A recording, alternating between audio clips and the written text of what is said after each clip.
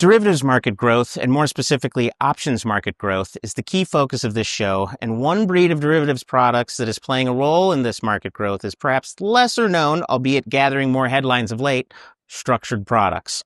So today, Chris Bialka, Vice President, Head of Cboe Global Indices, joins me for a discussion with Fabrice Hugon, Citi's Managing Director, Global Head of Solutions for Financial Intermediaries, about all things structured products. What they are, the forms they take, how structured products leverage developments in the index space, and how increased structured product issuance affects listed options markets. So get your thinking caps on.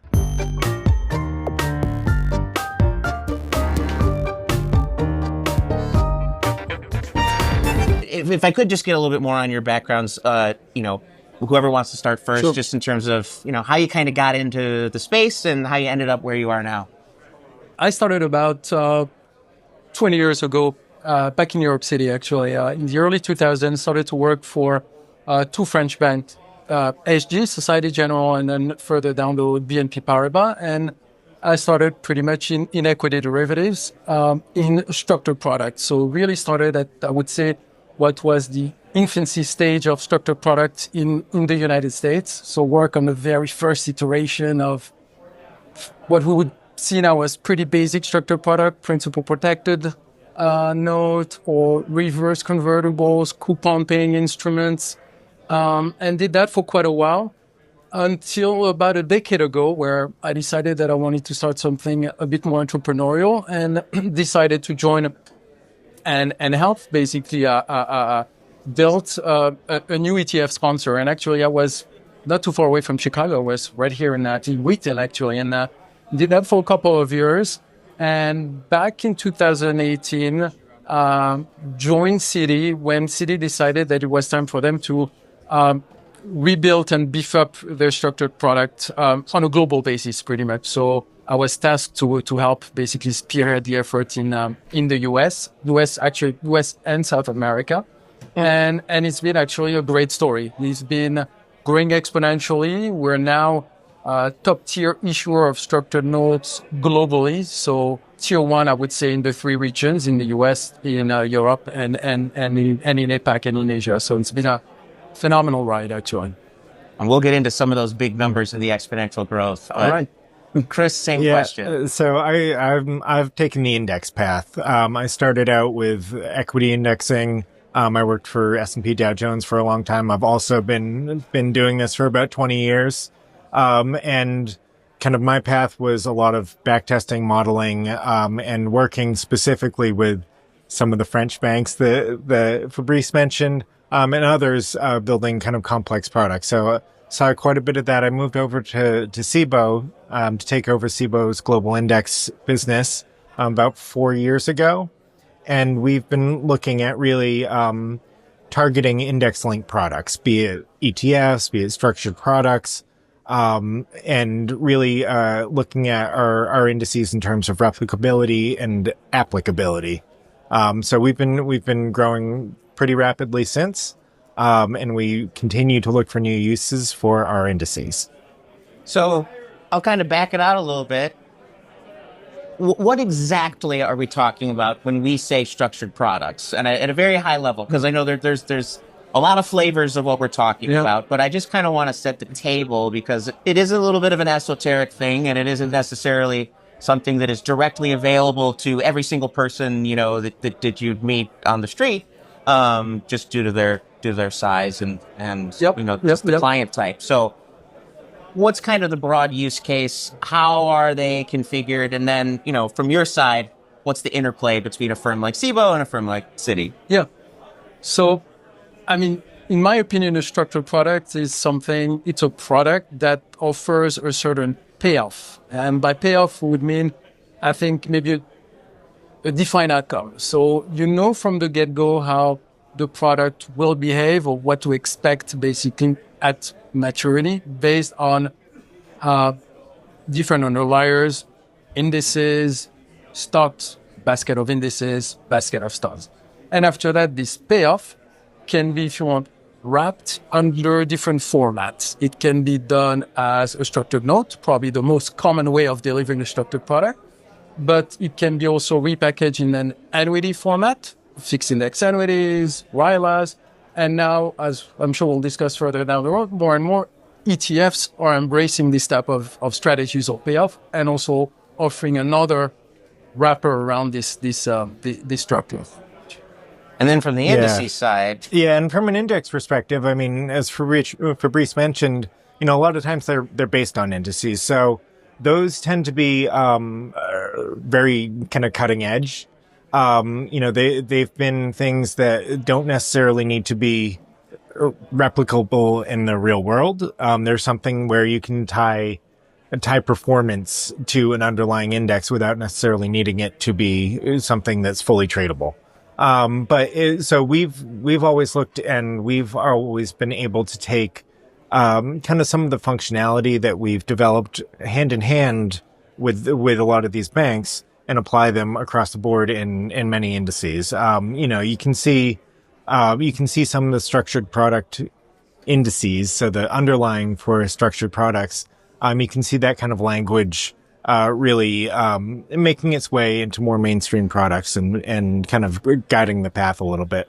and this is kind of the logic. I mean, you mentioned early on that, when you first started 20 years ago in the States, it was kind of like you've got a couple of vanilla flavors of what was offered. Maybe it's 3-4 types of things. Yeah. And over time, right, like things have gotten more sophisticated. So there's the need for more types of sophisticated cutting edge indices because there's way more ways to slice correct. and dice. The underlier started to become more sophisticated, more bespoke, we can say, more engineered, and typically banks would partner with index provider, brainstorm about a specific thing, how to deliver it, and on our end, it's more about how we're going to hedge it, and the index sponsor, the index partner, will figure out how to calculate it, how to make the strategy systematic in a way, so that it can be delivered as the products. Yeah, exactly. So, I mean, something like we're really looking at in indexing in general, right? It's rules based. It's rules based investing, and what we're doing is working with a lot of the banks to come up with that strategy, right? So a lot of times they'll come with a base strategy. We'll kind of work to make sure that it's calculable. It's communicable. All of these will have kind of methodology documents and really things that give investors or give any kind of end users some confidence that the index is doing what it says it's doing. So adding some additional transparency, if you will, as well. Absolutely. Something that was traditionally perhaps viewed more as a little bit opaque. I think rule-based and systematic, as Chris said. These are the key features. So why now? Why was the United States like the last region to get on board, if you will? I'm aware that these were very large products in Europe. They were very large in APAC to begin with. Mm-hmm. And to your point, exponential growth over the past, I believe the industry has like doubled since COVID, or maybe even more than that in the United States. Even more than that, I think. Yeah. I mean, in my opinion, the catalyst has been for the growth of structured product globally. The main catalyst has been interest rates or the interest rates environment. Basically, typically what we observe is in a low interest rate environment, clients are looking at basically enhancing yield or finding basically alternative yield solution outside of what they probably cannot find in the typical bond market. And structured products offers a way basically to generate coupons on a regular basis, higher coupon than what you would find on a corporate bond or a government bond. And if you look at what happened basically after the financial crisis, interest rates basically went down, stayed low for quite a while. And the need for yield, I think, and the appetite for yield was basically found in structured products, mostly selling volatility, so harvesting volatility under the form of a coupon that was paid by the net. And I think what helped also is that the market has been basically growing steadily. The performance of the market has been pretty upward. So the performance has been positive, the yield has been quite good, and this has basically fueled, if you want, the growth of the industry over the past probably 6-7 years, I think. Yeah, and just also to add on to that, I think in the 2010s, where everything kind of went up, just straight up, coming off the financial crisis, I think once you hit 2020, once you hit kind of COVID years, you saw a lot more volatility, right? And not just one direction, right? So people started looking, more critically at, how to make money. I mean, we see it in the options world really, quite a bit. We've seen the explosion of options-based ETFs, options-based investing, be it retail, or more systematic products. And I think it's really surrounding, people looking at other ways to access specific strategies, specific yield, specific profiles. And with having a little bit of that, I don't, peace of mind or that knowledge, having a little bit more of that defined outcome rather than, okay, great, I bought my, low cost index fund and I, will come back and check on my portfolio in 5 years type of thing. Yeah. And so with that, I kind of want to prompt Fabrice here a little bit. Because mentioning defined outcome, going back to some of the buffer products, like how their origination was. Because I mean, we offer buffered indices at Cboe Global Indices at CGI, so we offer those indices. But it's something that might be a little bit informed by the structured product world, and then it becomes more mainstream. So yeah, if you want to go through kind of some of the buffered usage really into the teens, that would be great. Yeah, so it's very interesting because the buffered product, while it's been existing in a note format, actually really picked up, I think, in 2020. I think the ease of I think provided by the flex option market for ETF providers to start hedging this product actually was, I think, the catalyst to the growth of that segment of ETF. And if you look at basically how we divide the world in structured product into, if you want, two verticals: the growth side and the income side. Growth product versus income. Actually, it's probably the easiest way of defining good. Growth are going to be buffered products, and also principal protected note. Although now I think the appetite is more for buffered than principal product. And then on the income side, we're going to have the yield-based product. But if you look at basically the growth side, it has been, I don't know if hijacked is the word, but really taken over by the buffered ETF complex. And in a 5-year time frame, actually, we went from 0 to, and you probably have the numbers, hundreds of more than 100 billion of notional now traded across multiple ETF sponsors. Yeah, I mean, and that it is.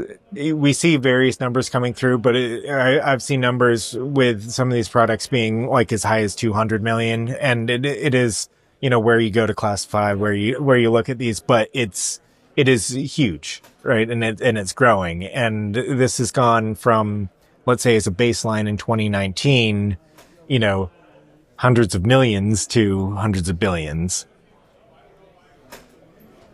What's interesting is that the flex market democratized actually structured products in a way, because buffered product became more mainstream because it's also trading as an ETF versus a structured note versus a traditional note or security-based instrument.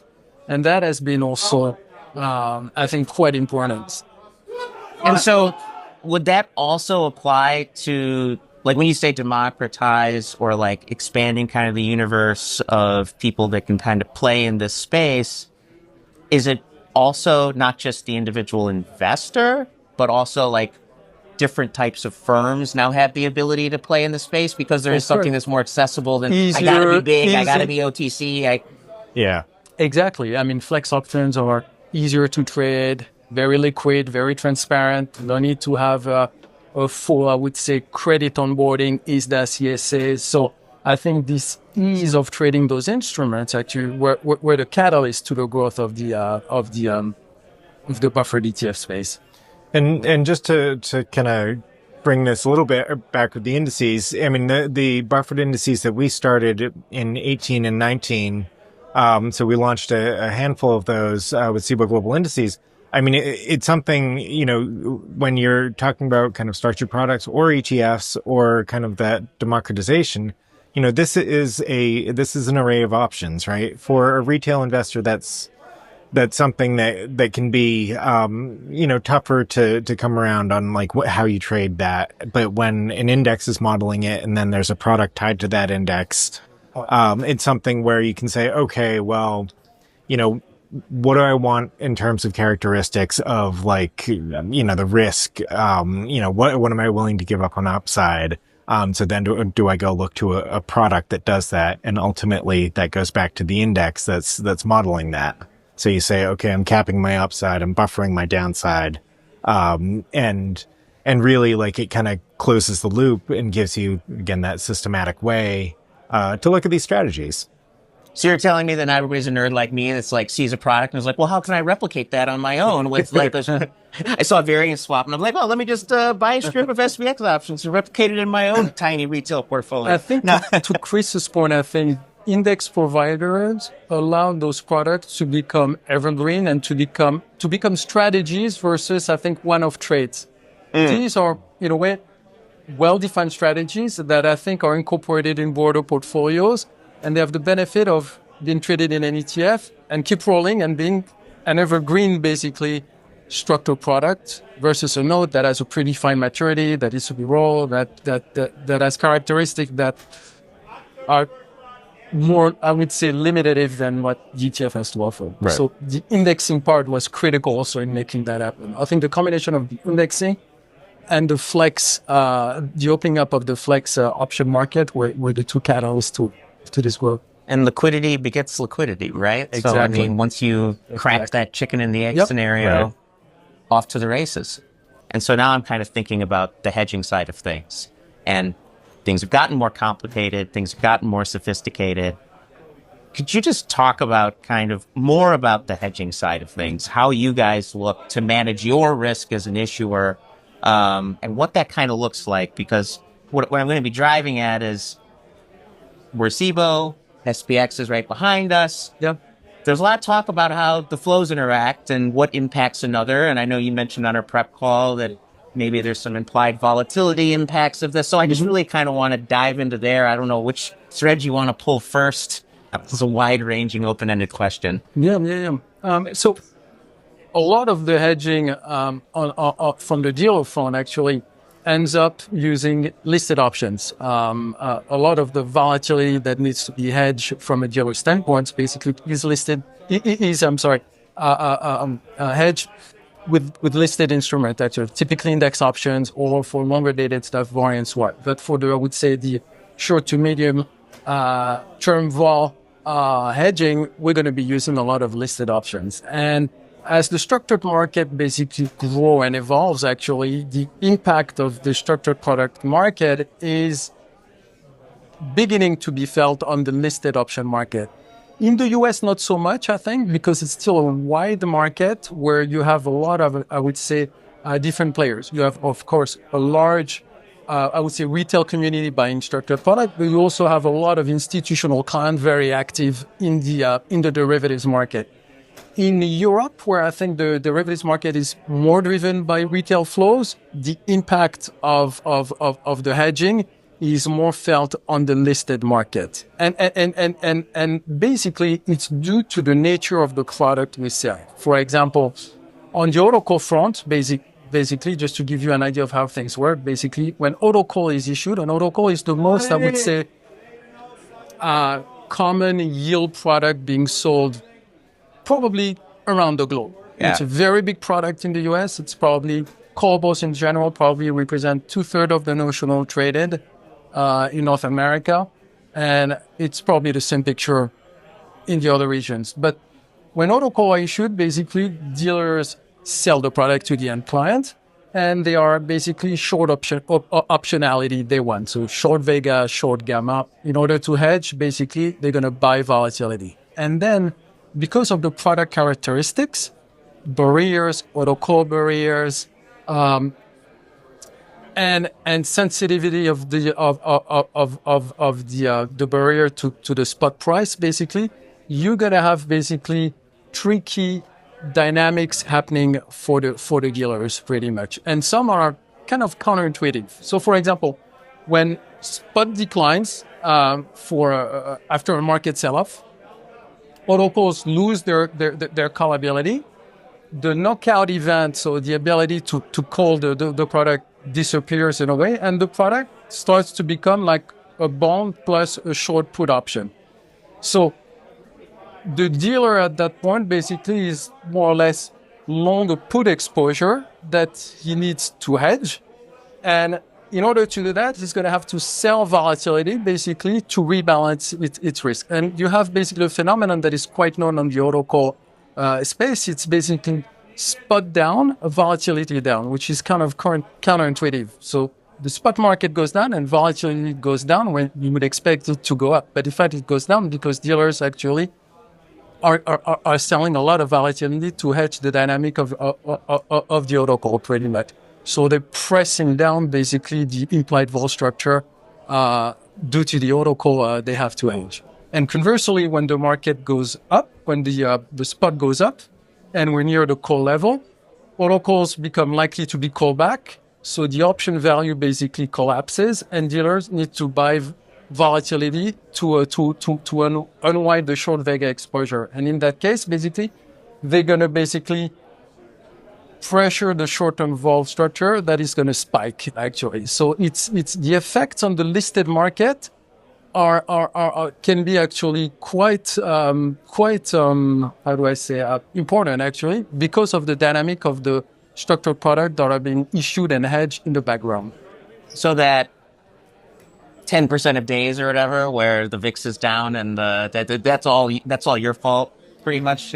Not really. So you don't really have this sensitivity to the spot that I just described. I think it's less prevalent in the US. It's actually quite acute in Europe. So, for example, implied vol of the Eurostock 50 index are consistently depressed because of the pressure basically from dealers hedging autocalls. In the US, we don't really have that because the S&P is so liquid. So big. Okay. But you have that from time to time on certain stocks that are actually highly traded in the autocall markets, all the Max 7s and things like that. So you tend to see this behavior on certain on certain stocks, single stocks as well.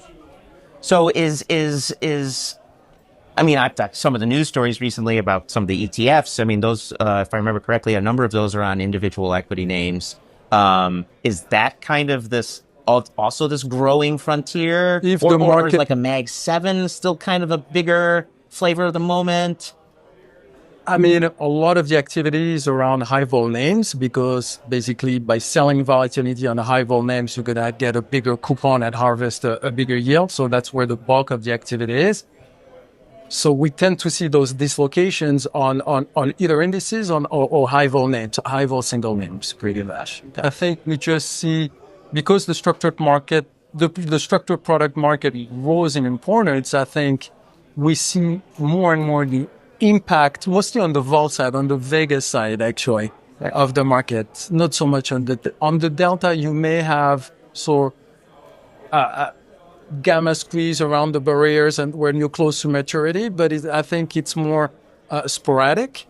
Whereas I think the impact on the vol side is more vol structural, because autocall basically hedging overall dampens downside vol pretty much, and is pressuring basically volatility downside vol pretty much, and depressing implied vols versus where they should be. But the buffer market is doing a similar thing actually. If you look at the buffered ETF overall, they are large recurring sellers of downside volatility on the quarterly, I mean, they roll on a quarterly, on a monthly basis. And they are basically massive seller of downside volatility, especially near the barriers, the 10, 15, 20% barriers. And so this volume of buffered ETF that is being traded is pushing down basically the implied volatility basically around those strikes pretty much. And there's even like data now that is actually that you can sense that the total flex and listed 1 year S&P skew actually are now less steep than they were pre-2020. So buffered ETF are having an impact on the Is the overall, culprit. basically, downside skew of the option market. It's nice to actually get to talk about some longer dated stuff. I feel like everything in my life has been like, oh, less than a week. Oh, that's that's what we got to talk about. What aren't people talking about that they should be? That's what I'm always curious about. Is there something that's like your new most interesting thing, and you're like, oh my gosh, why is nobody else as intrigued by this as I am? I think to me, what's really intriguing is how structured products are morphing into, or not morphing, but basically are adapting to new chassis or new wrappers. So I mentioned earlier that structured products started as basically notes issued by bank and mostly debt instruments with the derivatives embedded, the traditional structured product. We've seen the growth on the insurance side with annuities products, pretty much. Fixed index annuities, RILAs, and the like. And now I think it's the third inning, which is basically the growth of the ETF space. ETF embracing structured product started with buffered, actually. So the sort of growth of the exponential growth of the buffered ETF market.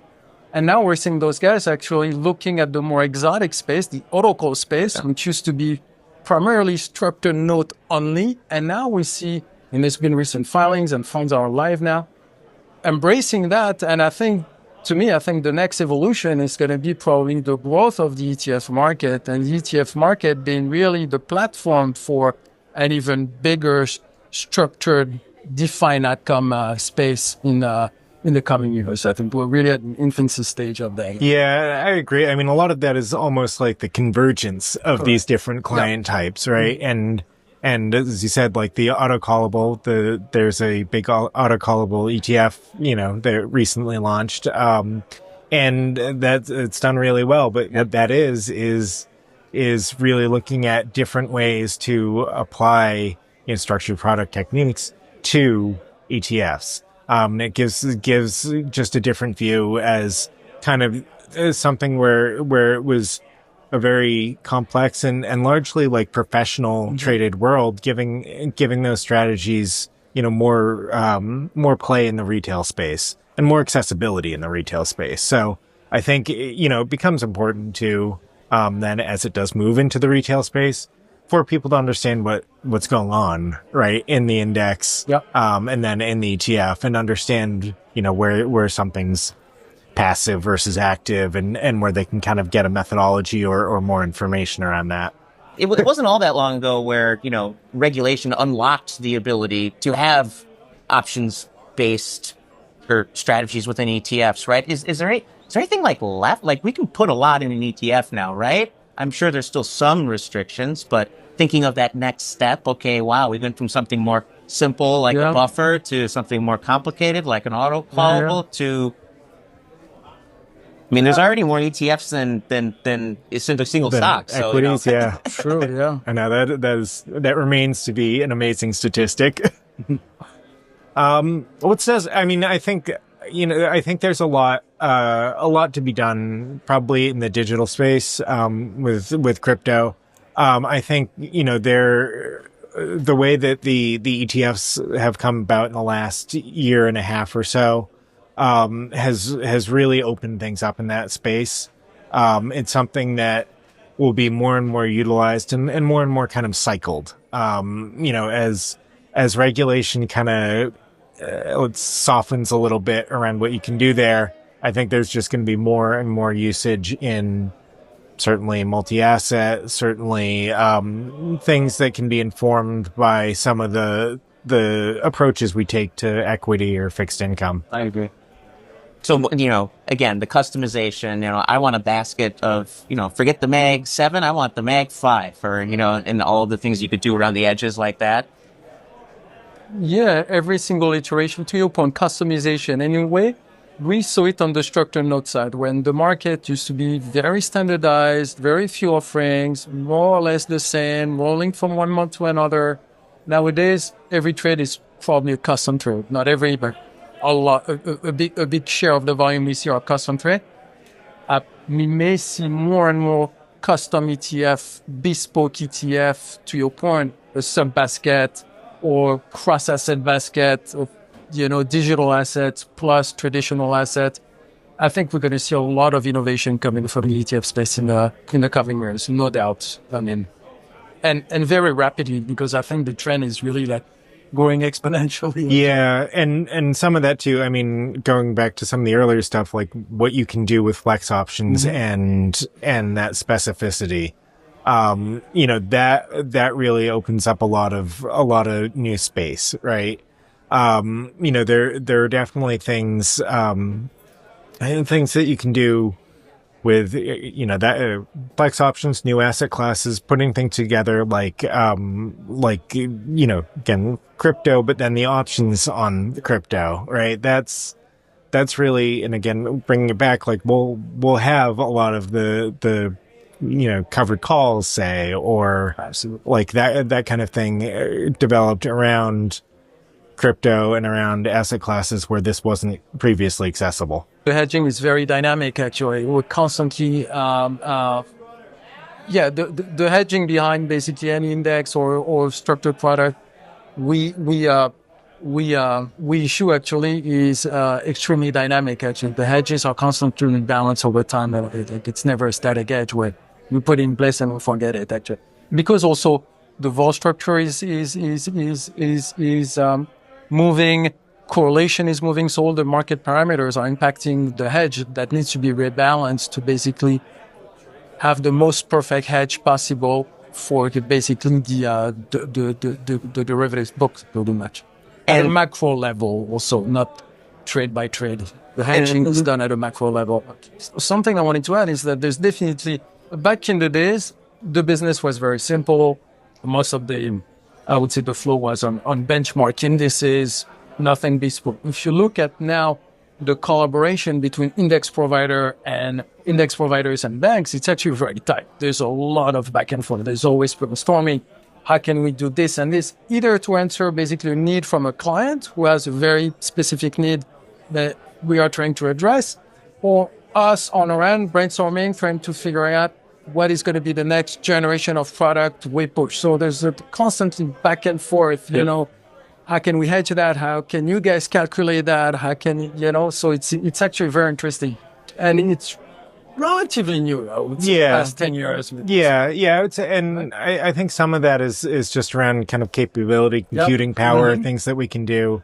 I think one of the indices that Fabrice and team are utilizing that Cboe does is like a customized volatility calculation. So we do effectively an indicator that goes, and it's taking our specialty, which is kind of that volatility calculation, rolling that in with other components, using that to decide kind of basically trigger kind of other actions ultimately, and then that rolls up into a product. So there are things that index providers can do, whether it's modeling a whole strategy or modeling part of a strategy. And you can kind of like an input within a big thing, exactly. or the whole right. thing itself. And you can say, to CGI, Cboe Global Indices, that, you guys are really good at calculating volatility. You have VIX and all this other kind of heritage. We need to have something that is more of a specific view for this target. How can we develop something that serves that purpose? I would say that overall, we're still, although the market has been growing a lot and can see the different volumes per, I would say, wrappers and stuff like that. I do believe that we're going to continue to see more growth in the coming years. There's definitely more appetite for structured, defined outcome strategies. And because the market are becoming more liquid, we can hedge more complex stuff more efficiently. we can calculate more complex stuff more efficiently, I think the scope of possibilities keep actually growing and growing and growing. So it's actually quite interesting. We're still, I think, in a pretty good spot actually, from having reached maturity. Yeah. And kind of to your point, I think the appetite for complexity has grown. I think the appetite for, being able to control your own destiny almost and set something or go find something that fits your risk profile, has grown, and people, their ability, to go out and read a methodology or figure out, what it's doing, which is super important, is knowing, what the strategy is doing. But I think that will continue to grow, as people look to more and more niche products to fill, a slot within their kind of appetite overall. Any parting thoughts? I mean, I think from my side, it's really just, looking at kind of the interplay between these products, looking at kind of the baseline being an index, understanding what these are doing, what their target is, and what the objective is. Ultimately, like, we're building something with an index that's systematically shooting for an objective. The objective is generally upfront, kind of plain English, and understanding kind of from there, how do you add on kind of different wrappers? How do you access it? And, how do you get various yields and payouts and things like that? I mean, there are different flavors to everything. Kind of, it goes back to kind of that baseline objective of what you're trying to do. Maybe we get a few more rate cuts this year. Maybe the interest rate environment change. Maybe that order of magnitude on the growth changes. Who knows? I think the beauty of what we do is that any change in market parameters, will basically trigger probably a new, I would say, set of products, a new set of parameters that needs to be hedged, and I think it's going to basically lead to more creativity and more new things. Actually, that's, I think, the beauty of the market we're in. Actually, yeah. So really the sky is the limit, I think. Yeah, and the technology enhancement is actually fueling that creativity. So it's quite exciting, actually. Well, let's end right before I ask about AI. How about that? Is that a deal? I think that's fair. All right. Thanks, guys.